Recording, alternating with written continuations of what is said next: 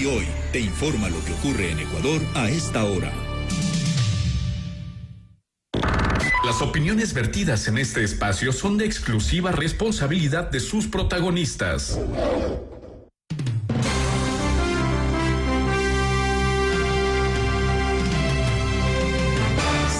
Mañana con 3 minutos, amigos y amigas. La Asamblea Nacional aprobó la ley de extinción de dominio. Esta ley, este cuerpo legal, está siendo analizado por el Ejecutivo, que deberá sancionar la norma. Y en medio de todo ello, hay muchas críticas respecto a la constitucionalidad del proyecto, sobre todo por 2 aspectos. Se habla de que el delito que pueda cometer una persona respecto a sus bienes sea imprescriptible, bienes mal habidos, y también se denomina la retrospectividad de esta ley. ¿Qué implica esto jurídicamente? ¿Qué alcance tiene? ¿De qué manera afecta o no a este necesario proceso de lucha contra la corrupción? Ya ha habido un largo proceso para la aprobación de esta ley y ahora estamos hablando de una polémica respecto al cuerpo legal. Vamos a analizarlo con nuestros invitados, el doctor Germán Rodas, coordinador de la Comisión Anticorrupción, y el doctor Stalin Raza, abogado constitucionalista. Yo parto el diálogo con usted, doctor Rodas, para conocer una primera mirada sobre este proyecto que tanto se ha debatido, que tanto se ha aplazado y que hoy genera esta polémica y se habla de visos de inconstitucionalidad. Bienvenido, doctor Rodas, le escuchamos. Si habilitamos el micrófono, por favor, doctor. Tenemos ahí Perfecto. Ahora sí. Bienvenido, doctor. Carmita, buenos días. Andrés, buenos días. A Stalin, buenos días. Un saludo cordial a la audiencia. Lo propio. La ley de extinción de dominio ha sido un hecho importante en la lucha social de este país. La Comisión Nacional Anticorrupción se sumó con algunas propuestas, no ahora, sino hace más de 4 años, con la finalidad de que el tema pudiera avanzar en medio de dificultades, porque hay sectores interesados, lo sigue habiendo evidentemente, para que no se apruebe la ley, en la perspectiva de favorecer en el fondo y finalmente a aquellos que han asaltado al país y a sus círculos que han podido hacerse de grandes propiedades y de bienes. Respecto de lo que ha ocurrido en el Congreso Nacional, nosotros tenemos la impresión que puede haber un debate jurídico. Hasta es importante el debate jurídico y epistemológico, si se quiere, para entender si aquello de la retrospectividad debe o no ser confundida. No debe ser, de hecho, pero alguna gente lo puede plantear y lo están planteando con los elementos de la retroactividad, de tal manera que ese es un tema que, por ejemplo, en el manejo de las doctrinas jurídicas puede estar en debate. Lo que no está en debate, a mi modo de ver, es que esta ley tiene visos evidentemente importantes respecto de la retrospectividad que complementa necesariamente la imprescriptibilidad. Esa es una primera visión que yo quisiera señalar. Primero, un segundo elemento, que si este debate es jurídico y es epistémico, es importante, pero lo que no vamos a creer que es válido es que el debate se vuelva, como ya está ocurriendo por convocatoria de algunos sectores de la corruptela, a tratar de que el colegislador reciba la ley y lo meta en el cesto de la basura, el colegislador del presidente de la República, porque aquello solo sería hacer el juego a los intereses protervos de la corruptela en el país. de tal suerte que allí están los problemas de un aparente debate, cuando creemos que la ley es fundamental, es importante para el control de la corruptela y sobre todo para sancionar delitos imprescriptibles, que la propia norma constitucional lo establece en su artículo 233 respecto de cohecho, peculado, concusión, etcétera, etcétera. Creo que el país entra a un debate fundamental en este tema, pero no debe ser la puerta mediante la cual se abra la posibilidad para que la corruptela haga su agosto y desaparezca, por lo tanto, la posibilidad de que la ley se mantuviese en el ejercicio de su acción para combatir a aquellos que han asaltado el país. Y finalmente un detalle. Yo me imagino que quien más puede decirnos esto es el doctor Raza. Las modernas corrientes constitucionalistas no solamente que se plantean el tema de la retrospectividad, sino que aún en los temas de la retroactividad tienen ya una visión distinta, porque lo que está por encima de todo es el interés público. Y cuando el interés público es lo primordial, hay momentos determinados en que estas configuraciones epistémicas de la ley ceden ante la realidad y ante lo que se denomina el interés público. Esto es importante. Estas corrientes doctrinarias, que son las que han impulsado leyes similares, como en el caso de Colombia y en El Salvador, entre otros países en donde el debate ha sido similar, es una cosa distinta a el uso de este debate por parte de los corruptos para efectos de que nadie les toque, porque en el fondo está ocurriendo aquello. Y déjeme concluir con una idea. A mí ya me tiene preocupado la postura tan anticipada, tan rápida dicha por parte del secretario de la Administración Pública, el señor Roldán, que dice, apenas ve la ley, esta es una ley inconstitucional, habría que vetarle, es decir, no da margen ni siquiera a que el Tribunal Constitucional, por ejemplo, sea consultado, ya hay que sestearlo. Esto es lo preocupante, de tal suerte que allí creo que se están curando en sano los corruptos de hoy y claro, dándoles la complacencia a los corruptos de ayer. El audio, Carmen. Ahora te toca, Carmita, el audio. Ahora me cerraron a mí, caramba. Doctor Raza, a ver, usted tiene la palabra en el ámbito jurídico a propósito de las nuevas corrientes. ¿Qué consideración? Empecemos por la retroactividad. Jurídicamente, ¿es posible o no? Buenos días, Carmita. Buenos días, Andrés. Buenos días al doctor Germán Rodas también y a quienes nos escuchan. Sí, a ver, primero, lo que creo que hay que todos hacer una causa común y hay que coincidir es que hace falta una ley de extinción de dominio. Uno de los mecanismos, una de las herramientas fundamentales dentro de todo el contexto, el conjunto de herramientas que se requieren para la lucha contra la corrupción es la ley de extinción de dominio. No es la herramienta fundamental y que sin esa o con esa se va a acabar la corrupción, pero es parte de todo un conjunto de políticas públicas y de políticas judiciales que tienen que implementarse para poder hacer más efectiva esta lucha. Entonces, primer hito fundamental, la ley es necesaria.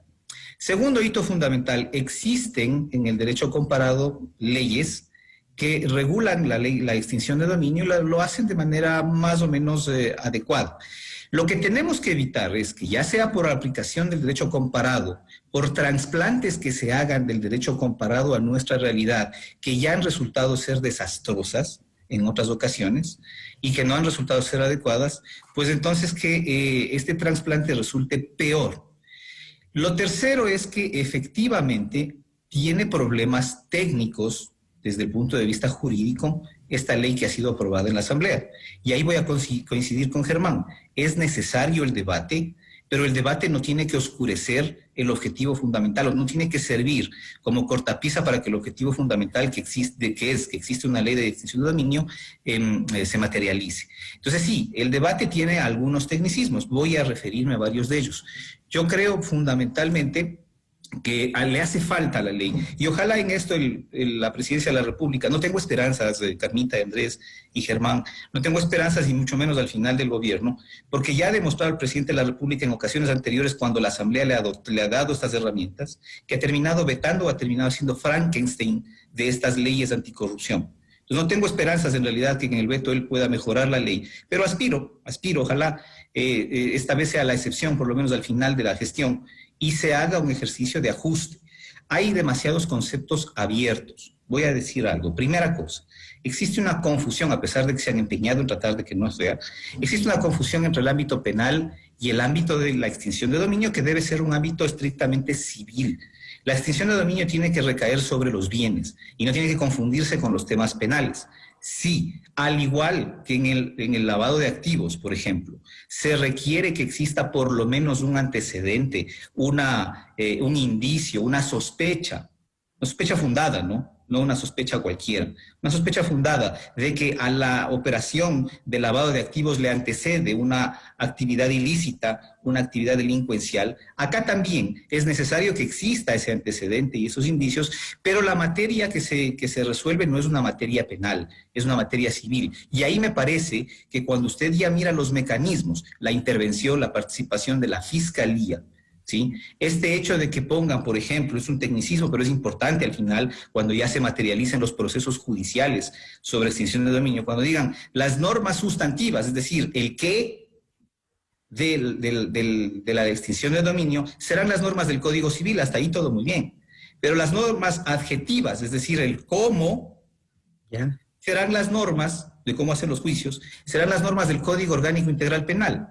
Entonces aquí están haciendo una mazamorra, una fanesca de disposiciones y de materias que son incompatibles entre sí, muchas veces, ¿sí? Ahora bien, permítame... entre otras cosas, podemos seguir analizando, sí. Claro que sí, permítame ir en esa misma línea, doctor Raza, porque el asambleísta Tello justamente ha mencionado que la normativa no está ni en el ámbito penal ni en el civil, dice, abro comillas, es una ley de carácter patrimonial y siendo así no buscamos una sentencia en contra de las personas, sino de los bienes, y aquí no hay persecución de inocencia, presunción de inocencia, porque los bienes no son ni inocentes ni culpables. Sí, es que lo patrimonial es civil, es que la extinción de dominio tiene que ser civil.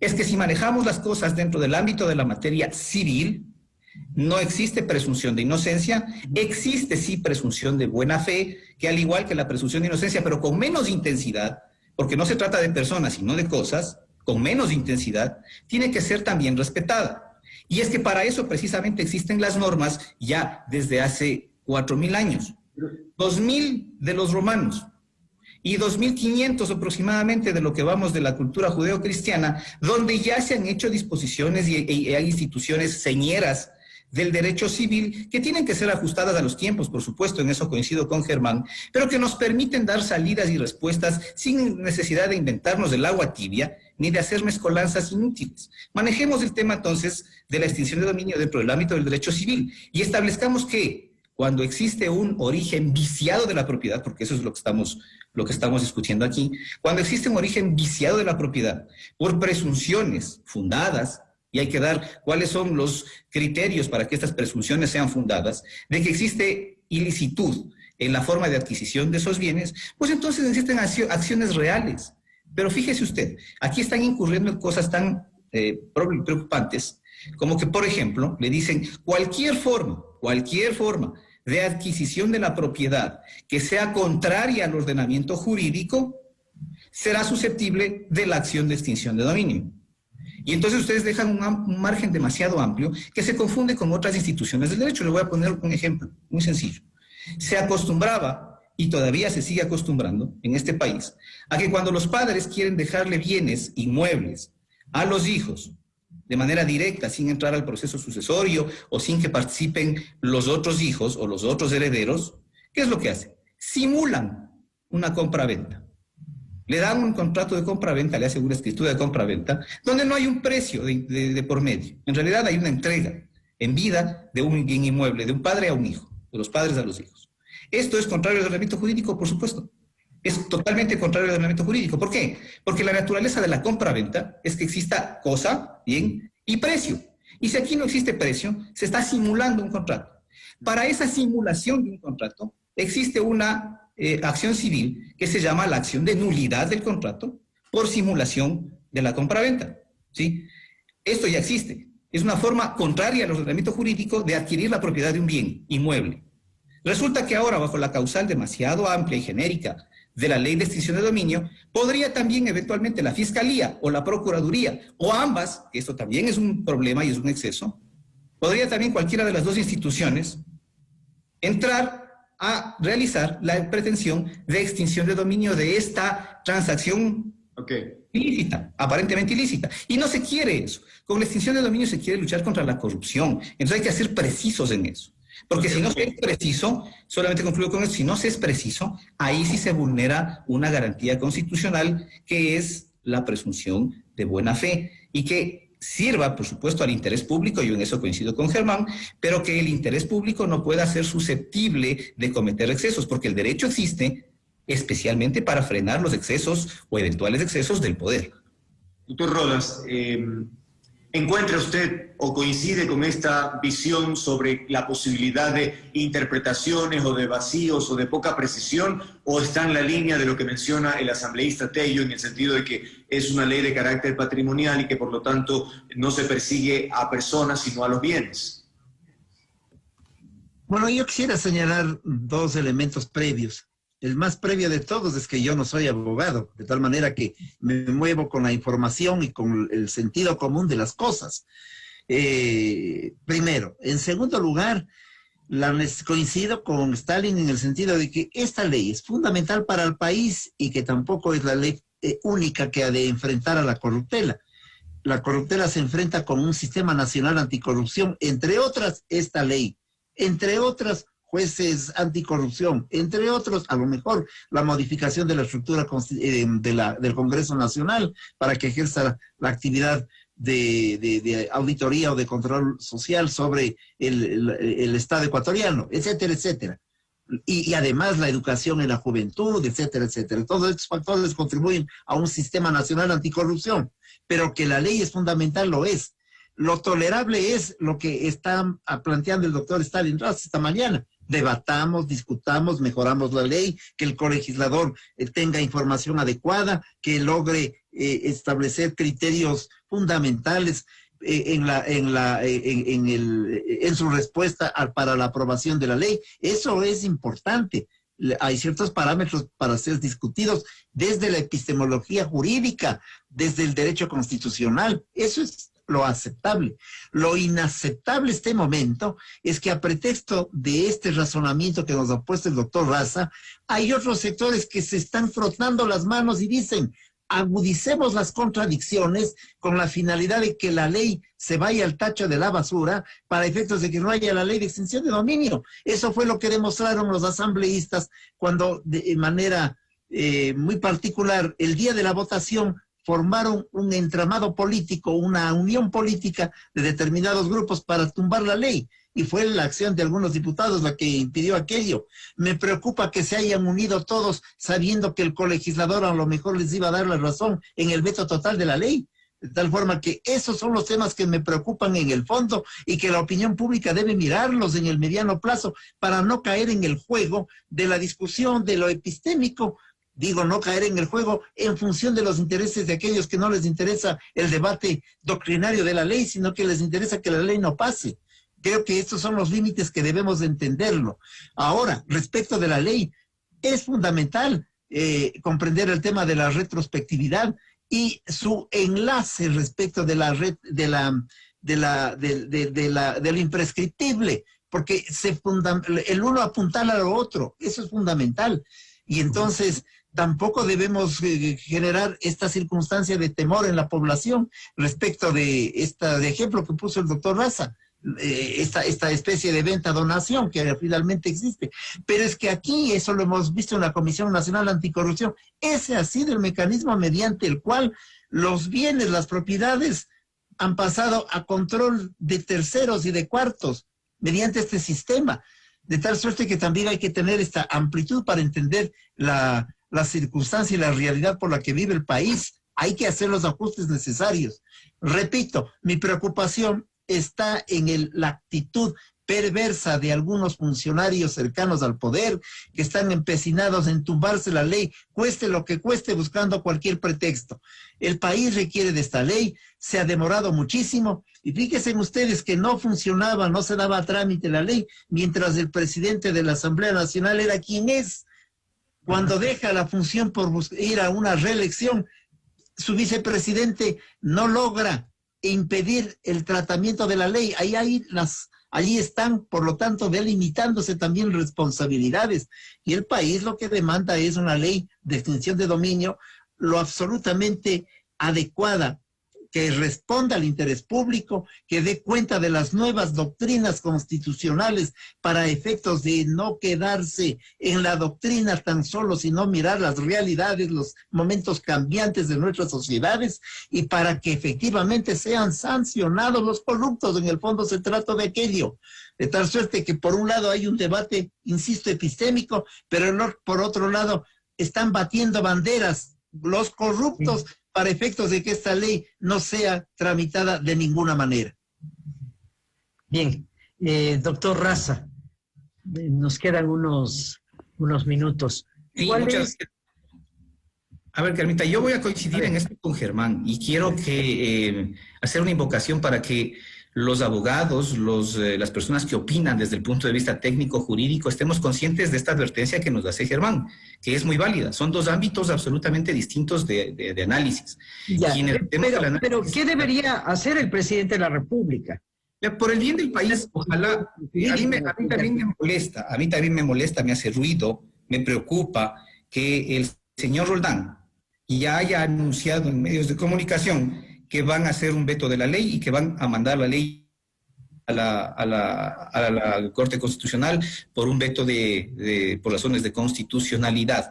Porque me parece que no era el señor Roldán el vocero adecuado para poder decirlo. O sea, para eso el presidente de la República primero tendrá que analizar la ley, tendrá que revisar con su equipo jurídico la ley y luego tendrá que anunciarlo. Pero acá parece que las cosas funcionan al revés, que funcionan porque ciertos funcionarios de segundo orden ya tienen tomadas decisiones y el presidente simplemente sigue esas decisiones. Esto sí es una razón de preocupación. Ahora, me alivia. Ojalá el presidente de la República haga ejercicio del veto por razones de constitucionalidad, porque yo confío más en la Corte Constitucional. Cuando el tema vaya a la Corte Constitucional va a hacer una revisión de estos eventuales problemas de constitucionalidad y le va a decir al presidente de la República y a la Asamblea y al país en últimas si es o no verdad que existen estos defectos. Así que yo esperaría que el presidente de la República haga ejercicio de ese veto en lugar de hacer lo que ha hecho antes, que es vetar de manera total la ley, con lo cual impediría por un año que se vuelva a debatir y que se vuelva a discutir el problema. En la Corte Constitucional van a recibir el veto y van a tener un plazo para poder resolver cuáles las razones de ese veto de constitucionalidad. Ojalá esto ocurra así. Y luego sí, hay problemas de tipo técnico que hay que discutir. Yo he planteado uno, hay algunos más. No sé si nos alcanza el tiempo para eso, pero creo que no debe perderse por este debate técnico el objetivo fundamental y no hay que caer en el juego del que nos previene el doctor Rodas y con el cual estoy completamente de acuerdo. Claro, ahora, doctor Rodas, concluimos con usted. De alguna manera, la Corte Constitucional se pronuncia en esta línea, ya emite una suerte de candado para que no haya más tarde, pues ahí interesados que cambien, doctor Rodas. Los hechos de esta, que son consecuencia de esta ley, todos, van a delimitar varias cosas. Primero, esto que es el análisis técnico, jurídico y constitucional, y aquello que significa las presiones de los grandes grupos de poder que se han constituido como tales a base de la corrupción. De tal manera que es de aspirar que las cosas sigan siendo transparentes en los espacios en los que deben ser, como es la Corte Constitucional, y que no sea la presión del poder construido sobre la base de la corruptela el que termine delimitando las conveniencias o no de la ley. Esto es fundamental y eso lo digo para todas las instancias. Desde luego partió desde la Asamblea Nacional, irá hacia el Poder Ejecutivo y a lo mejor en la consulta que se haga a la Corte Constitucional. Pero los ecuatorianos tenemos que estar atentos porque el factor primordial que da cuenta de esta ley es la necesidad de enfrentar a la corruptela. De tal suerte que no podemos caer todos en el país solo en la expectativa, sino en la actitud proactiva de impedir que una ley que a lo mejor requiere todos los regulaciones, todos los factores de enmienda y de compostura, está bien, pero que no sea esos elementos el camino mediante el cual algunos sectores saquen ventaja sirviéndole a la corrupción. La corrupción está en todos los lados, ya de hecho está en la campaña electoral, ya de hecho estuvo en la Asamblea Nacional cuando no la han tratado durante muchísimos años y cuando al final trataron de cambiarla y de modificarla o de no aprobarla. Y de hecho está en aquellos sectores de la corruptela que levantan banderas con una vertiginosidad para impedir que la ley siquiera llegue al escritorio del colegislador. Porque eso es lo que hizo Roldán. Casi decir, ni lea la ley, señor, ya le paso el veto para que, como dice Carmita, esto se liquide hasta el próximo año. Y entonces, ¿qué va a pasar después de las elecciones? Habrá que pensar necesariamente que la correlación de fuerzas cambie en función de los intereses del país o que siga siendo sometida a la corruptela. Allí está el gran conflicto y allí está la gran circunstancia mediante la cual el país tiene que objetivizar esta realidad, que es muy concreta, que es muy particular, que es muy puntual.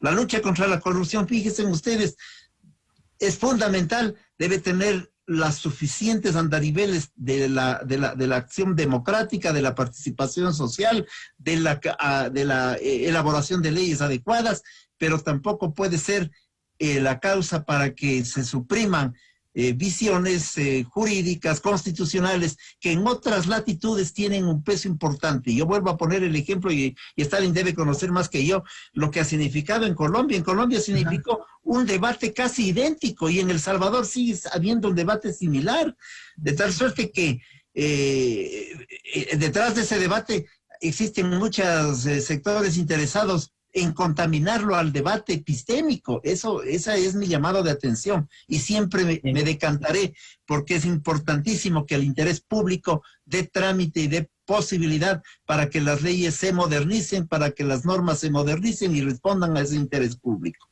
Bien, muchas gracias a nuestros invitados. Gracias, doctor Germán Rodas, por habernos acompañado. Doctor Stalin Raza, muchas gracias por habernos